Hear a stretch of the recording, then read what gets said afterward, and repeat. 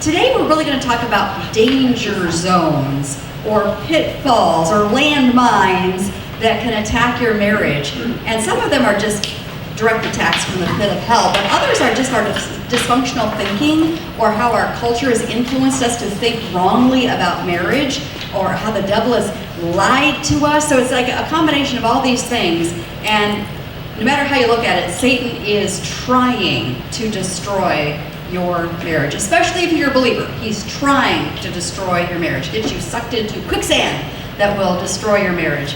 And I know you've heard this verse so many times, but really ponder the warning that Jesus gives us in John 10:10. He says, Satan's mission is to steal, kill, and destroy. That's pretty blunt and true, and we should be aware of that. His mission is to steal, kill, and destroy. And I've noticed many common schemes over the years where he's either attacked my marriages, or he's attacked a friend's marriage, or someone, a squadron of sisters, and he's attacked the marriage. And it's like I've noticed many common strategies and schemes of the enemy, so I'm just going to call them out today. There's about 13 of them to be specific. I'm sure there's even more than 13, but these are 13 really super common schemes of the enemy where he tries to, usually slowly and subtly, attack your marriage. Because if he just came out with a big sign saying, this is how I'm attacking your marriage, you would go, oh, I should, flee from that. But it's usually slow and subtle. But today we're going to call it out so that you can avoid these landmines, these danger zones in your marriage. So here's the first one. They're not really in a particular priority order, but the first one is this. The enemy tries to get you to believe your husband or your marriage is hopeless so that you just give up and throw in the towel. If you start muttering those words like, I'm done. Wow, he's got you. When you mutter those words, I'm done, that's like that hopeless thinking, and now he's got you. So to avoid this danger zone, refuse to agree with that spirit of hopelessness. Don't ever allow yourself to say, I'm done. Because that's like giving the victory to the devil. Don't give up too soon. Pray and get other prayer warriors to pray with you. Because with God, all things are possible. Even marriage that seems hopeless is not hopeless when it's in God's hands, right? So trust in Him to do things that seem impossible. The verse that came to mind is Matthew 17, verse 20. Truly I tell you, if you have faith as small as a mustard seed, you can say to this mountain, move from here to there, and it will move. Nothing will be impossible for you. I was thinking of a young woman I know who was in a marriage where her husband was refusing to go to work anymore, just gaming, like 20 hours a day. That's all he would do. And she's growing increasingly distraught. She's thinking, I got to throw in the towel in this marriage because this has been going on for a couple of years now. She's staggering under the weight of trying to carry the burden for the whole family while he's gaming all the time, not being a responsible person. But she didn't give up. She asked other people to pray. She actually separated for a time, not giving up on her marriage, not filing for divorce, just separating. And guess what happened? Response to prayer, but also the tough boundary. He woke up and went, I think I'm about ready to lose my family. Maybe I should do something differently. And he stopped with that incessant gaming, got a job, and now fast forward many years and they're still together. So I'm just saying, with God, nothing is impossible.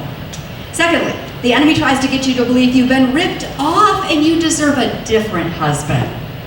How many of us have had that thought cross our minds? And if he can get you to bite on that one, you deserve a different husband, then that's going to lead you to fantasizing about being with a different man, who of course would be totally perfect, like in the romance novels or the romantic comedies. Satan tried to get Eve to think she'd been ripped off and deserved something more than God had given her. Remember, in the Garden of Eden? And well, look what happened to her. It didn't turn out well for any of us, did it? And I think we fall into this trap so easily because we've been fed this steady diet of romantic comedies and romance novels and all these things that are just the guy that you deserve should be absolutely perfect. Your knight in shining armor. He never does anything wrong. By day he slays dragons out in the workplace and makes tons of money for you to spend. And then at night he comes home and he's just so tender and romantic and never burps or farts or anything else like that. He's just perfect, right? And so we have this illusion oh, I need a different husband. I've been ripped off. The one I have is inferior. He does fart and I don't like it. Okay.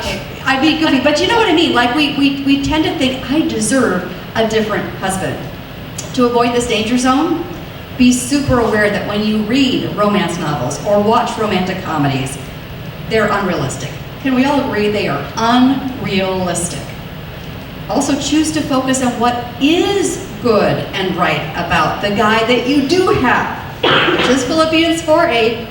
Finally, brothers and sisters, whatever is true, whatever is noble, whatever is right, whatever is pure, whatever is lovely, whatever is admirable, if anything is excellent or praiseworthy, think about such things. So again, stop fantasizing about this perfect man who's going to sweep you off your feet, because there is no perfect husband out there. Again, this whole thing is a delusion from the enemy, that there's this perfect man, your soulmate is just around the corner if you dump this guy. It's an illusion. In fact, in 2 Corinthians 11:14, God says, Satan disguises himself as an angel of light. And I call this a beautiful delusion. It's a beautiful delusion from the pit of hell, that there's this other guy that will be so much better. And I can almost guarantee you that if you dumped your husband and married this other guy that you're fantasizing about, whether it's the next door neighbor guy or your pastor or whatever it is, whoever, your co-worker, I can almost guarantee you, if you were to dump your husband and marry this guy, he would also have problems. They might be different problems, but he would have problems. And he would probably fart. And he would probably burp.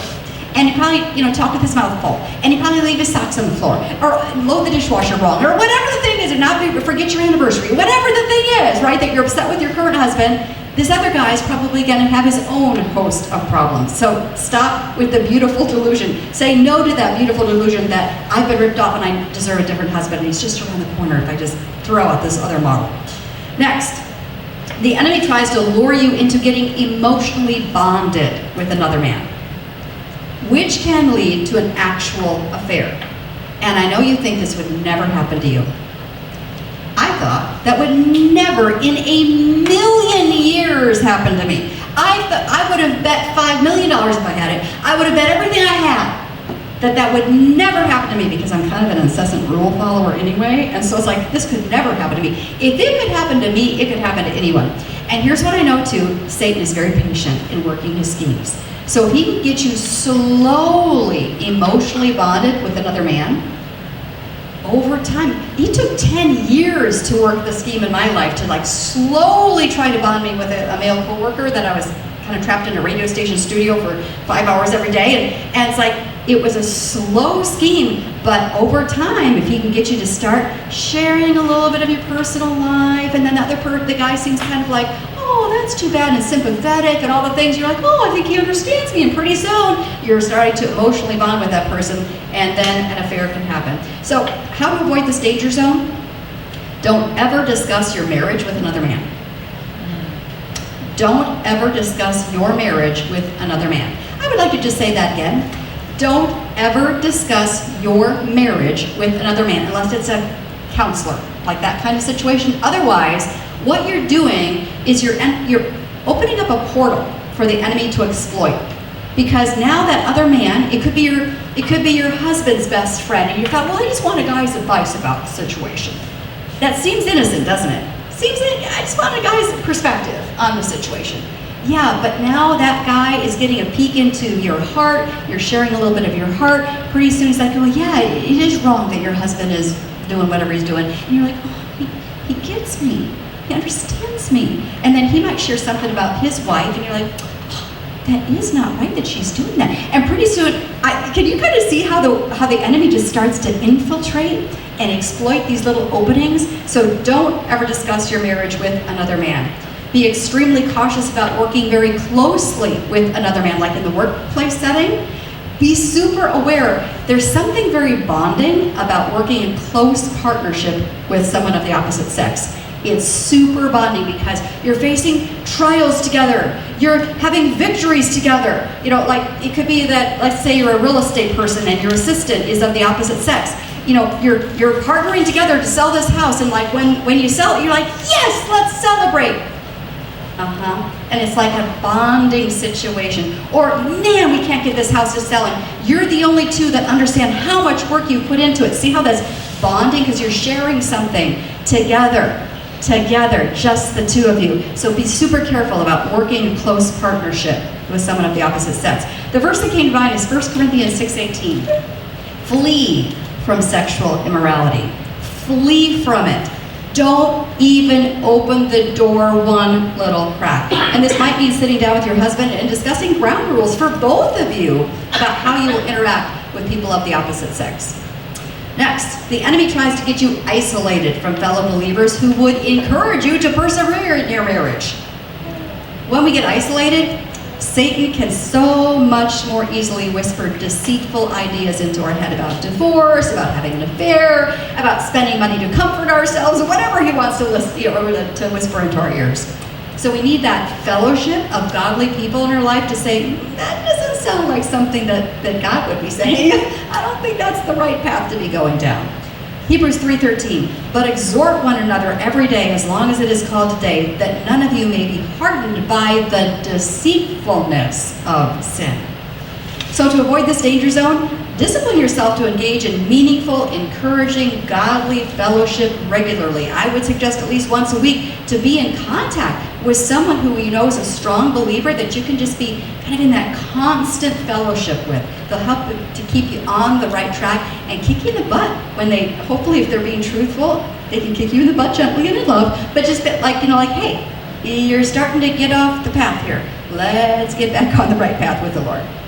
Next, here's another common tactic of the enemy. The enemy tries to get either your husband or you entangled in a destructive addiction. And that addiction tears at your relationship, doesn't it? It could be pornography, it could be alcohol or drugs or gaming for men especially. But for women, gosh, it could be food, shopping addictions, alcohol, whatever it might be. So, and you can see how this would tear at the fabric of your marriage. Then it isn't so much a marriage problem, but it's a personal problem that is hurting the marriage. So how do we avoid this danger zone? If you suspect you or your husband is getting ensnared in an addiction, courageously discuss the issue head on and as early as possible. Proverbs 28:13 says, whoever conceals their sins does not prosper, but the one who confesses and renounces them finds mercy. If you are the one that needs help with overeating or overspending or overgambling or looking at porn or whatever it might be, then ask God to show you who you should talk to about it. I can guarantee you, at Squadron of Sisters, there's a woman who would be the perfect person for you to sit down and say, I want to be honest. I'm struggling with this area. Would you pray for me? Is there wisdom that you could give me? I want to be accountable. I need accountability to break free from this thing. If your husband is the one with the destructive addiction that's impacting your marriage, then pray for God to give you the timing and the words to gently but firmly confront the issue with him. Let him know that you're going to be with him, though, that this is not like you're the scum of the earth, like looking down at him from your lofty tower of perfection, like, you're the scum of the earth. Like, no, not like that. But firmly, gently saying, this is not okay. I want to come up with a plan for you to get free from this thing because it is hurting you and it's hurting our marriage. I did want to add, though, that marriage isn't about finding the perfect spouse. How many of us know that? It's about being willing to support and encourage and partner with an imperfect spouse as you both grow in love and character. Right? So sometimes it is coming alongside our spouse in an area where we know they're struggling or they're trapped in an addiction, and it's not about like, you're not a perfect spouse. It's more like, wow, how can I help you and how can you help me so that we both grow more mature, spiritually mature, emotionally mature, become more effective servants for the Lord. Like, how can we help each other where we're struggling? Okay, our next common danger zone. The enemy encourages you to focus almost entirely on your kids and ignore your husband, especially sexually. How many, okay, this is just, I really do want to show a show of hands here. How many moms have fallen into this trap where you're focusing so much on your kids that you kind of leave your husband in the dust? Anybody can relate to that? It's so very easy to do this. And your kids are important, don't get me wrong. Like, I'm not saying ignore your children. But if you overly focus on your kids and kind of shove your husband to the side and say, I don't have time for you. I'm busy. I'm really focused on the kids. You're a big boy, take care of yourself. What do you think happens to him? He feels unimportant, not respected, in fact, disrespected. If you're not nurturing your marriage, it will slowly die.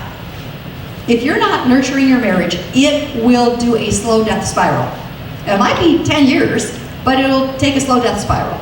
So don't make the mistake of overly focusing on your kids, so much so that you push your husband to the side.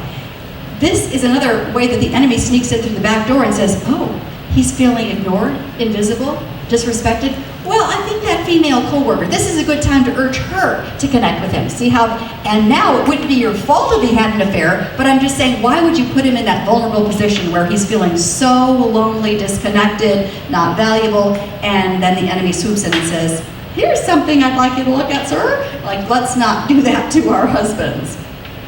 I think of 1 Corinthians 7:5, and this is about not shoving him aside sexually. It says, do not deprive each other of sexual relations unless you both agree to refrain from sexual intimacy for a limited time so you can give yourselves more completely to prayer. Afterward, you should come together again so that Satan won't be able to tempt you because of your lack of self-control. So to avoid this danger zone, carve out date nights. Be intentional. Say like, you know what? It might be a different rhythm for your household depending on the age of your kids or whatever, but maybe for you it's once a week, we're having a date night or a date breakfast or whatever, or maybe it's once a month, you're having a date night, you're saying like, this is important. My marriage is a priority. Carve out time with your husband to just connect with him. It could be 10 minutes where you're like, I'm going to be super purposeful, and every day I'm going to look my husband in the eye and give him my full attention. I know that's like a radical thought, but how many times are we like just busy doing stuff, stirring the macaroni and cheese, and he comes through the door and you're like, hey, and like you don't even look up, we're just so busy with our other things, our kids, our tasks. It's like, okay, is there a way to focus on him for just a little bit? Yeah. 20-second hug. 20-second hug, that's a great idea. Just a way to make him feel like, I see you, you're actually important to me. Yeah. Okay, next one. Again, we're talking about common pitfalls, landmines, danger zones.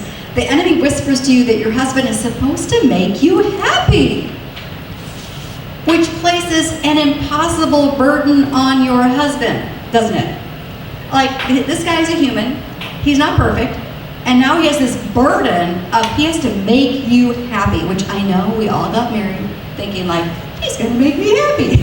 And then when he does it, you're like, what is happening here? This is what I signed up for, but like that's an impossible burden to put on your husband. If you're expecting your husband to be the source of your happiness, you're going to be the most disappointed wife. I have a great husband. He doesn't constantly make me happy. And I've had to go like, oh, he's human. I think I'll let him off the hook. He can't be the source of my happiness. Do we all know who's supposed to be the source of our happiness and fulfillment and joy and peace and security? The Lord.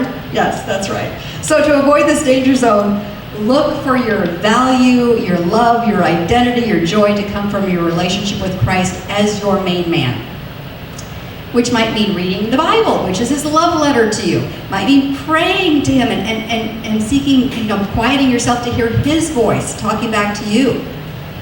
Colossians 4:2 says, devote yourselves to prayer, be watchful and thankful. Here's something I've learned. The intimacy between me and the Lord has grown exponentially and is completely intertwined with how much time I spend talking to him in prayer and listening to his voice. That's where I sense the intimacy growing. In fact, if I can just share, I had the sweetest little time with the Lord this morning, because some of you know I've just been on this terror of tons of intercessory prayer for about the last, 7, 8, 9 months now, where I've just been strategically praying for like 70 or 80 people every week, like strategic prayers for each one of them individually. It's just something that God has had me doing lately. And today, as I was just, pausing after praying for a bunch of people, and I was like, okay, Lord, what do you want to say to me? And I felt like he said, you're going to see the fruit of so many of those prayers in the next couple of weeks. And I'm like, yes. But it's like I had to quiet myself, like, Lord, what do you have to say to me? And sometimes he gives me gentle conviction when I'm quiet. And it's like, he puts his finger on a little area that he's like, I think I'd like to do a thing in that area. I'm like, okay. But other times he's whispering words of love. And today I heard that word like, you're going to see fruit. Like, yes. And as I'm having that time with him in prayer and then listening prayer, the intimacy increases so much, and he becomes more and more of my main man. So that if anything ever happened to my husband, I wouldn't, of course I'd be distraught, but it'd be like, I still have my main man. He will never leave me, and he's the one that talks with me, and I talk with him every single day. So, make sure that you, well, I shouldn't say make sure. I would advise you to increase your prayer life if you want to have greater intimacy with the Lord. Next, another common danger zone. The enemy tries to get you to hyper-focus on your husband's flaws and imperfections. He's pretty good at that, isn't he? Yep. And then, of course, he'll go one step further and try to prompt you to actually tell your husband how disappointed you are in him. That always works well, right? Yeah, that's a downward spiral. And your face kind of looks like this. As you're just focusing on what's wrong with your husband and his flaws and his imperfections, then you tell him about it. Don't let your face look like that. And sometimes I think we do look like that. We're just like, like it's just disgusting. Like we have this look of disgust on our face. Not exactly great for the health of your marriage, right? As you grow more and more sour, what happens to him? He grows more emasculated, feels disrespected, he's crushed. How is that going to work for your marriage?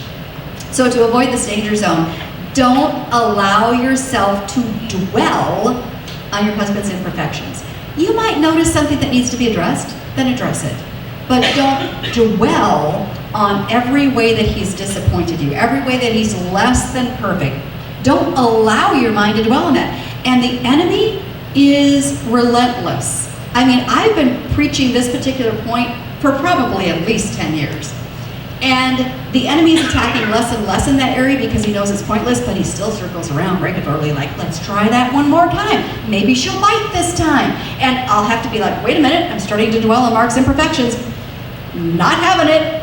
I'm not doing it. Not falling for this scheme. But he's still relentless. He might wait a month and then come around again and try to push that button like, don't you want to dwell on your husband's imperfections and flaws, and he's not as good as Raul, and all sorts of stuff, right? And I'm having to go like, not having it, not going to fall for that, not going to do it. And you need to do the same thing. Because if he can get you to dwell on your husband's imperfections and flaws and the things that are less than perfect and dreamy, then it's like, okay, now he's got you. Now you're entering another downward spiral. And I would also add, choose to speak words of life and encouragement to your husband instead of all the negativity that you could. Am I the only one that just has a hard time not pointing out something I'm disappointed with? Like, so many times I'm just like, I know I shouldn't tell him. I know I shouldn't tell him. Just stop it. Don't tell him. Don't tell him you're disappointed. Don't tell him. Don't tell him. And then I'll say it anyway. I'm like, I don't know. Like, stop.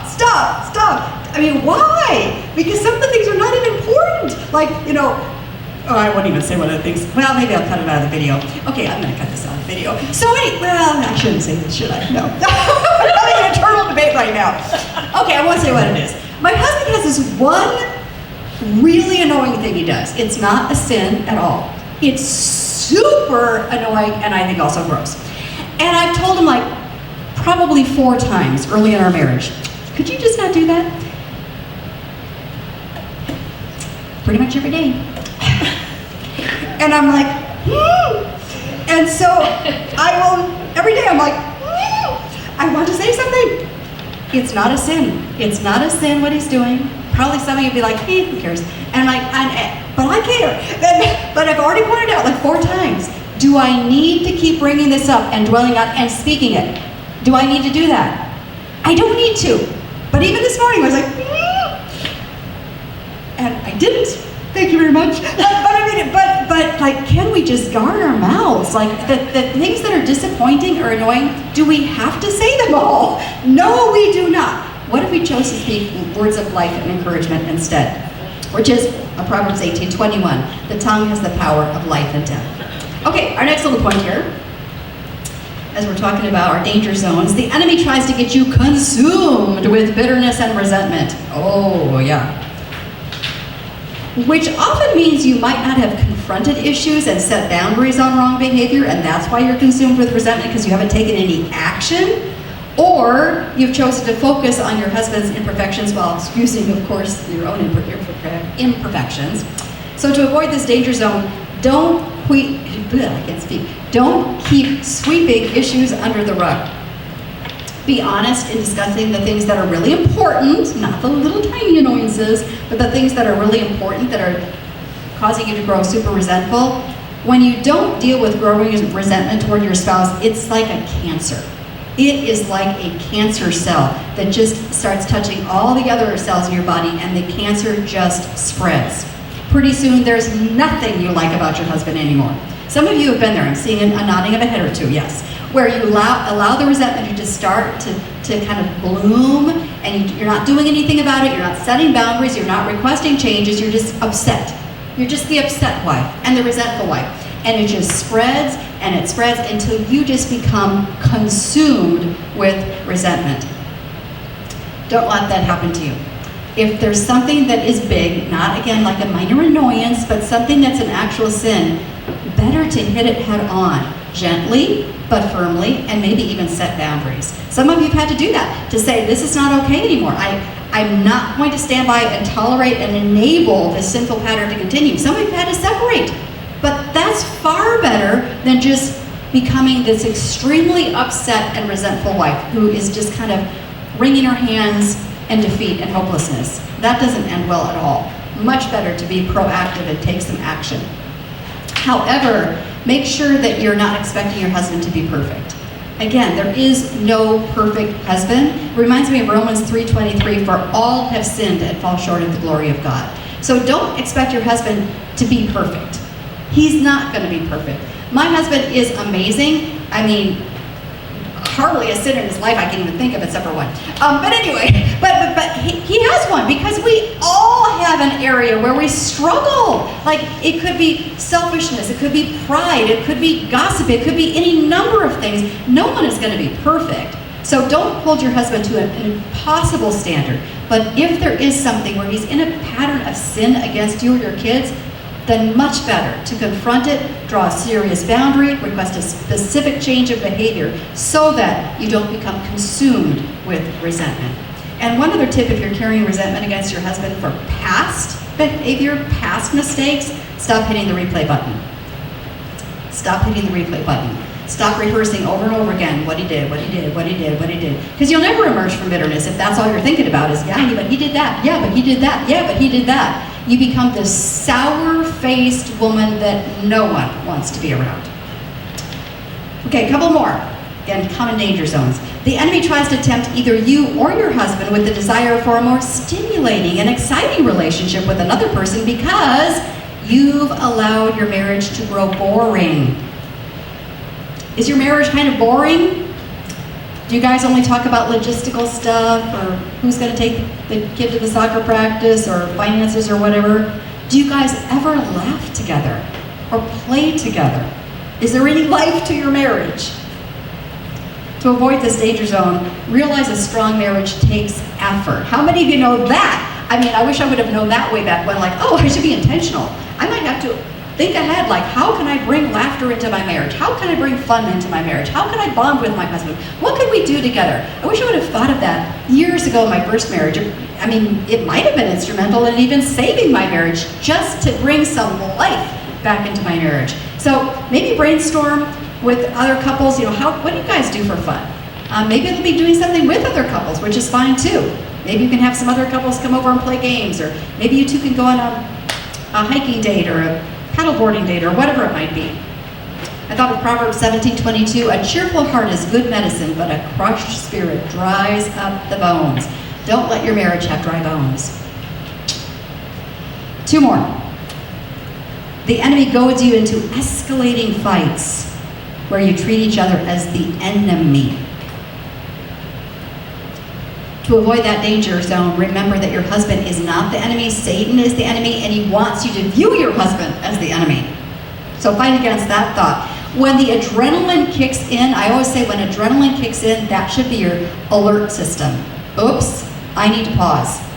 When you feel that adrenaline spike, that usually means, I think you should view it as, I need to pause before I say one more word, and I need to spend a few moments with the Holy Spirit. I might need to even leave the room so that I can just calm down. ask the Holy Spirit to show me what to say, what not to say, help me with my body language and my facial expressions so that I'm not prompting the argument to escalate. James 1:19, everyone should be quick to listen, slow to speak, and slow to become angry. And also, I just wanted to say this too, often arguments could be resolved pretty quickly if we would just listen to each other's perspective. And so you might need to, after you've calmed down, say, I want to hear your perspective, and would you listen to my perspective? And let's listen to each other's perspective without interrupting, so that I want to truly understand your reasoning. I want you to understand my reasoning. This is Philippians 2:4. Look not only to your own interests, but also to the interest of others. Also, number 12 here, the enemy tries to get you or your husband to believe there is no need to seek help for personal problems. And then those personal problems tear at the fabric of your marriage. And by personal problems, I mean, yes, addictions, but also past sexual abuse, depression, anxiety, father wounds that you're still struggling with, whatever the thing might be. If the enemy can convince you, you don't need to get help, you don't need to go to a counselor, don't go to a counselor. They wouldn't help you anyway. That only weak people go to a counselor. Like if he can get you to not seek help for personal problems, those personal problems will impact your marriage. And if your husband has personal problems, maybe he was wounded in childhood and never saw any kind of counsel or got any healing for that, that's going to impact his behavior in the marriage. So don't fall for the devil's lies, like don't get help for that. No, that's a lie from the pit of hell. I've heard one pastor say that there are very few marriage problems that destroy a marriage. It's almost always personal problems by one or both spouses that destroy a marriage. Makes sense, doesn't it? It's usually not marriage problems, it's personal problems of one or both spouses that destroy a marriage. So, how to avoid this danger zone? Be courageous. Seek the help of pastors, godly mentors, counselors, doctors, whoever it might be, because often we need help in fixing ourselves. We need guidance, we need wisdom, right? Proverbs 11:14, victory is won through many advisors. And our last one, common danger zone. The enemy tries to develop fear in you, especially the fear that you will lose your husband's love if you don't cater to him.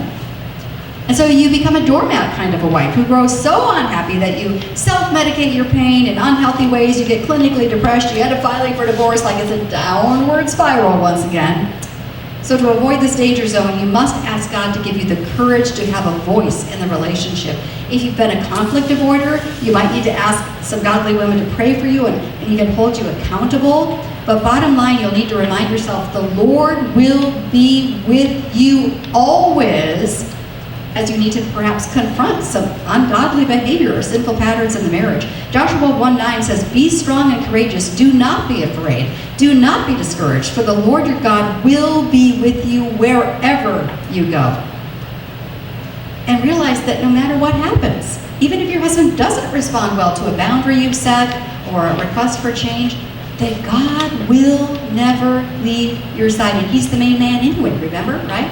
Hebrews 13:5, never will I leave you, never will I forsake you. There you go. So let's avoid the common danger zones of the enemy and not let him have a foothold in our marriages.